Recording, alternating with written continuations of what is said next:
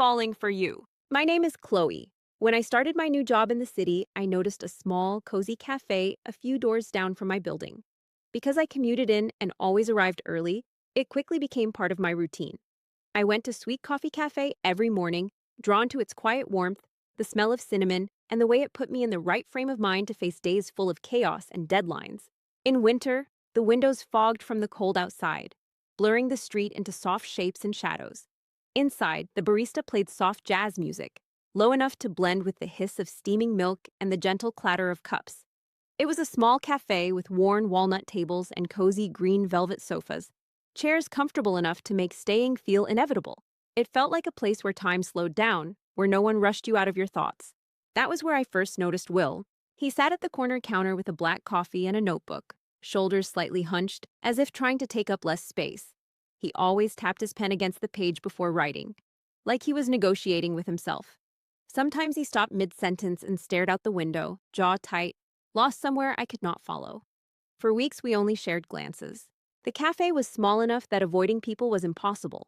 Customers sat close whether they wanted to or not, knees nearly touching, bags tucked tightly under chairs. I usually avoided eye contact to give people their privacy, but Will was different. We saw each other every day, at the same time, in the same seats. Over time, ignoring him felt more deliberate than looking. One morning, the barista handed me the wrong drink. I stared at the cup, resigned, when Will smiled at me from his seat. "They never get it right," he said. "That's kind of the charm." I laughed, the sound surprising even me. "I keep hoping today will be the day." "What did you order?" "A vanilla latte." I turned the cup toward him. "This is not that." He glanced at the cup. "No, it is not," he agreed. I smiled, then hesitated before speaking again. "You come here every day too." He nodded. "Routine keeps me steady."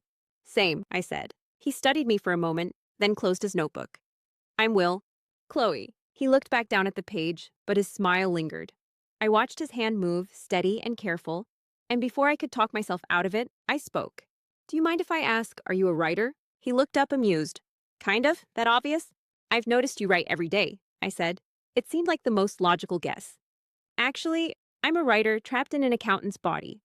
I write most mornings as a way of expressing myself. It helps me feel like myself before the day starts. I kind of suck at it, but it makes me happy." I smiled. "I bet you're better than you think." He let out a small breath, almost a laugh. "Not yet, but I have hope." "May I ask why the notebook? Why not a laptop? It's rare to see people use pen and paper these days." "I'm brainstorming. If I like something, I transfer it to a Word document. I like mapping ideas on paper, crossing things out, and making connections. I'm a visual learner." "That makes sense," I said. "As helpful as technology is, I think we sometimes lose the flexibility of pen and paper. And since I'm being incredibly nosy, what do you like to write?" He shrugged. "Fiction. I haven't finished anything yet. I like playing around with different plots and ideas, but I haven't found the one." After that, conversation slipped easily into place. Not all at once, but little by little, like something carefully constructed. We talked about books, ones we loved and ones we would never finish. We talked about work, routines, and places we hope to visit someday. Sometimes he talked about stories he started but never finished. Other times, he just listened, like my words mattered. We never planned it, but we started saving each other's seats at the table where I first saw him. If he arrived first, he kept the chair across from him empty. If I arrived first, I placed my bag there without thinking. Will also worked nearby, so when it was time to leave, we walked out together, said goodbye, and headed in different directions. It felt easy, familiar. We never talked about it. The feeling grew quietly in the way we lingered after finishing our drinks, in the way our knees brushed under the table and neither of us moved away, in the way my name sounded different when he said it, like it meant more than just a way to get my attention. "I don't want to take time away from your writing," I said one morning. "I feel like I should apologize every day." He shook his head. "I started writing at lunch instead. Honestly, this is the best part of my day." Something tightened in my chest. "Mine too." One morning, after several weeks of this routine, he reached across the table and brushed cinnamon sugar from my sleeve. The touch was brief, but it stayed with me long after. "I'm glad you're here," he said. "So am I." When spring came, the windows no longer fogged. Light filled the cafe, catching on dust, laughter, and the clink of cups. Our daily talks continued, and I even started suggesting characters and plots for his stories. We laughed at the sillier ideas.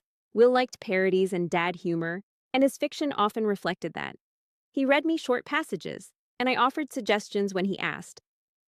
Will, why did you become an accountant when you enjoy writing so much? I asked one day as we sat in comfortable silence, and he struggled with a particular passage. He paused. The short answer is accounting pays the bills.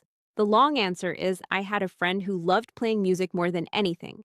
All he ever wanted was to play guitar in his rock band. But he fell in love, got married, and started a family, not necessarily in that order. That meant he needed a 9 to 5 job, a house, and a minivan. Suddenly, his dream of life on the road was over. Instead of getting bitter, he soundproofed his garage, turned it into a music studio, and taught his kids to play. As they grew older, they shared his love of music, and his home became his escape instead of his prison. He looked at me. My writing and this cafe are my escape, and that's enough for me. Well, I'm happy to be a part of that, I said, warmth spreading through my chest. Later that night, I lay awake replaying our conversations. The way his smile softened when he laughed, and the way he sometimes looked like he wanted to say more but stopped himself. He was not movie star handsome, but there was a gentleness to him. I had not been in a relationship for over a year, and after how the last one ended, I had learned to keep myself guarded. Still, Will felt different, and I began to believe this might be turning into something real. The next day, I wore my favorite dress and curled my hair. I stood in front of the mirror longer than usual, feeling foolish and hopeful at the same time. He had only ever seen me in slacks and sweaters, clothes meant for work meetings and corporate life. This felt like an admission. When I walked into the cafe, I saw his expression change. His eyes widened, then flickered with something I could not name. He smiled, but it was slower than usual. I sat across from him, suddenly aware of my hands, my posture, my breath. Hey, I said. You look very nice, he said softly. I'm not working today, I said. I thought I'd have a girls' day and do some shopping. He went quiet. He stared into his coffee, stirring it even though it no longer needed stirring. There's something I should tell you, he said. I waited, my stomach tightening. I'm married. The word landed heavily, like something dropped without warning. Oh, I said. Heat rushed to my face. You should have said something earlier. I know, he said quickly. I never meant to hurt you. I didn't realize how much this meant until it already did. But I was already standing. Chloe, I heard him call, but I kept walking, tears threatening to spill. I felt ridiculous in my curls and dress. Did everyone in the cafe see my humiliation? Did they think I was pathetic for chasing after a man who was unavailable? I made it to my building before I broke down. I felt betrayed and foolish all at once. What did he tell his wife about me? Honey, there's this woman who has a sad little crush on me. She won't leave me alone. I almost went inside before I remembered that I had the day off and no one was expecting me at work. Once I had composed myself, I walked back out, head down, hoping no one noticed me. I did not go back to the cafe the next day or the next week. Sweet Coffee Cafe felt ruined. I started drinking coffee in my office, trying not to think about Will. The thought lingered anyway.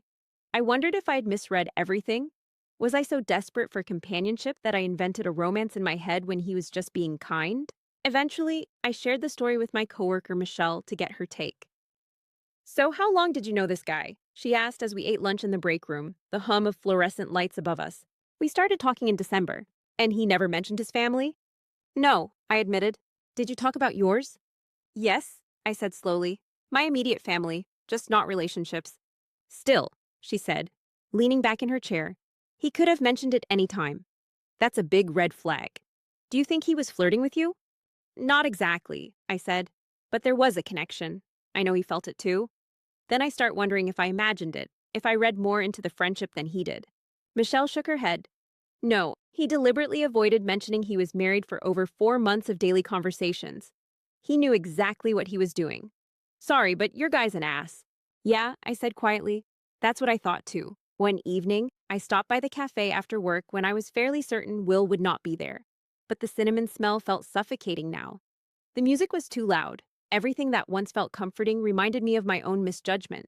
It was months before I returned in the morning. The barista nodded at me as if no time had passed. Will was there, and he looked different. Thinner, quieter. Chloe, he said softly. I didn't think you'd come back. I almost didn't, I said. We sat at the table I had come to think of as ours. The barista brought our usual orders. Will handed her his credit card, and she waved him off, as if she sensed something important was happening. After a few moments of uneasy silence, Will spoke. I'm embarrassed to say I've been coming here every day, hoping to see you. I hate the way we left things. I nodded but said nothing. watching the way his hands curled around his coffee cup. I'm divorced now, he said, his voice barely above the music. Not because of you. It was over before we met. I was just too afraid to admit it. I kept putting off filing because I thought we might work it out. But she had moved on with someone else, and I was the only one holding on. When you left that day, I realized I was clinging to something that no longer existed. I filed that week. I'm glad you told me, I said. Silence settled between us. Around us, the cafe continued its quiet rhythm. Cups clinked. Low laughter drifted from near the window. I'm glad you came back, Will said after a long pause. I needed to, I said. I couldn't stand the idea of leaving this unfinished. He looked down at his hands. I think about you more than I should. I swallowed. Me too. There was no reaching across the table and no rush to close the distance. Just honesty, laid out gently, like sunlight spilling over worn cafe tables. Every morning, I looked forward to seeing you, even while I was fighting for my marriage, he said quietly. I wish we had met under different circumstances. I think we could have been good together. He looked at me again. But I've been with my wife since high school, and I'm still figuring out who I am without her. I don't want to carry old damage into something new. I understand, I said, and I did. I believed any relationship that began in dishonesty was destined to fail. We sat in silence again, but this time it was easy. When he smiled, it was softer and edged with sadness. I like to think we met for a reason, he said. Maybe we did, I said. Maybe this is your story. He considered that, a faint crease forming between his brows. Maybe you're right. Well, I said, I look forward to reading it someday. We stood. He hesitated, then pulled me into a brief hug. It was warm and tentative. I let myself linger for just a second, knowing it would be the last. I hope you find what you're looking for, I said. I hope you do too. Bye, Chloe. I watched him leave. The door closed behind him, the bell chiming once, clean and final. I sat back down and stayed a moment longer, finishing my coffee and letting the cafe's quiet rhythm settle around me. The cinnamon still lingered in the air, comforting again. When I finally stood, sunlight had cleared the windows, spilling over the worn tables. It was not sadness I felt for Will, but the quiet ache of what might have been. Children, vacations, lazy Sunday mornings. But like Will's unfinished stories, my life was still unwritten,